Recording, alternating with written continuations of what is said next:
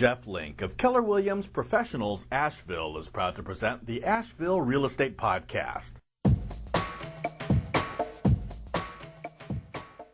Welcome to the August edition of our podcast. I'm your host, Joe Leininger. We have a great show in store for you this month. Lower interest rates and higher inventories mean there are a lot of great deals on the market right now. Some home buyers are asking if these deals are too good to be true. Listen in and learn what our experts have to say about this and our local market activity. It's all coming up next. We're here today with Jeff Link of Keller Williams Professionals Asheville. Thanks for joining us today, Jeff. Tell us what's going on right now in the Asheville real estate market. Joe, the Asheville market typically flattens out in August and starts to pick back up around Labor Day. This is due to last-minute family vacations and school is starting back up. Okay, thanks, Jeff. For a national perspective today, we're also joined by Terry Murphy, real estate author and CIO of U.S. Learning in Memphis, Tennessee. Terry's a regular contributor to both mortgage and real estate magazines and is here to share with us what she's seeing on a national basis. Terry?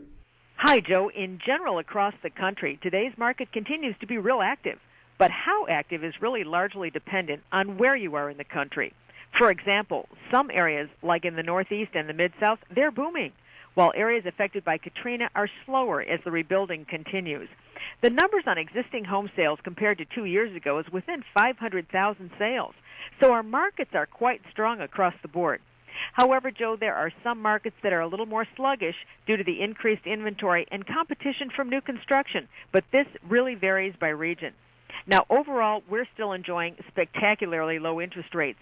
Pricing is stabilized, as it generally does in the summer, especially as we enter the traditional time for vacations before school starts.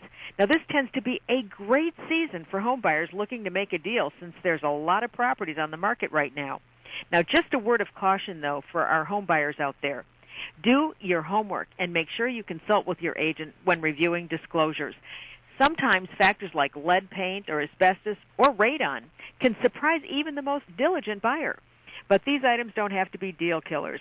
By assessing the risks with your agent and knowing the facts ahead of time, you can make an objective decision regarding your next home purchase. And you may even uncover a diamond in the rough. Terry, you bring up a good point. When someone finally finds a property they want to buy, disclosures can play a big role in the transaction. Jeff, how do you advise your clients? Joe, seller disclosures are great because they protect both the buyer and the seller. Here's how they're used. When a seller puts their home up for sale, they must disclose all material information they have about their home. The checklist generally includes items like water sources, flood zones, roof issues, and other items. Terry mentioned lead paint and asbestos as well. Sellers need to share everything they can about their property up front so the buyer can make an educated decision. Full disclosure also keeps the seller out of hot water down the road. It's a good deal for both sides. So are sellers responsible for disclosing everything that might be wrong about the property? Well, yes and no. Sellers are required to disclose all personal knowledge, but it's unreasonable to expect sellers to know everything about the home they are selling. Because of this, we advise buyers to hire a home inspector to look over the physical structure. An inspector will look for hidden defects that get by the seller and offers extra peace of mind.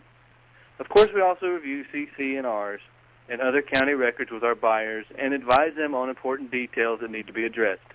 Some items are easier to fix than others. Disclosed items like the presence of radon gas or a buried oil tank in the backyard shouldn't be deal killers. Although these things might sound scary to some and expensive to resolve, they don't have to be. For instance, radon gas can often be vented with a fan in the basement, and oil tanks can be filled with sand and decommissioned without a lot of hassle. By working closely with our buyers and sellers, we try to find solutions that are acceptable to everyone. I agree. Seller disclosures don't have to be scary. You just have to know what you're dealing with. A good agent can help you determine what's important, what's not, and which areas you should address before taking possession. That's great advice, Terry. Thanks. Jeff, do you have anything to add? Yes, if you're in the market for a home, make sure that your agent is familiar with the nuances of local disclosures. The key is to have a good, qualified agent guide you through the process. Also, we want listeners to feel free to contact us with any questions, no matter how big or small. We're experts in our market, and we are here to help. Well, thank you both for helping out with today's program. I really appreciate your time. Thanks, Joe. We'll talk again next month. You're welcome, Joe.